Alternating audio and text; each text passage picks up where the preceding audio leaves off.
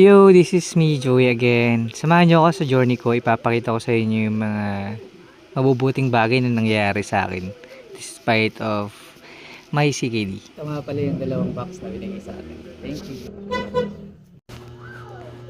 Itong umaga nga nagpunta tayo sa address na ibinigay sa atin ng ating isang old friend, isang butihing kaibigan, no? Madam, shoutout sa inyo. Alam mo na kung sino ka. Ayaw niya magpakilala. Pero ito yung screenshot. Kayo nang bahala magbasa. But you know what I learned from here is kahit gaano kahirap yung sitwasyon mo, tumingala ka lang.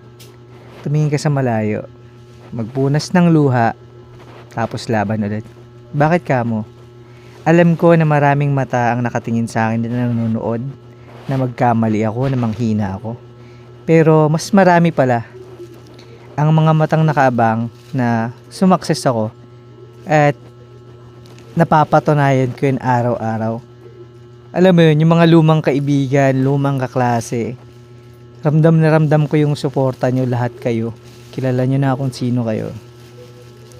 Sobrang salamat dahil nagpapalakas kayo ng loob ko. Kasi yung mga katulad ko, ang kailangan ko lang naman is maayos na support system eh. Yung palakasin mo lang yung loob ko, okay na ako. 'Di ba?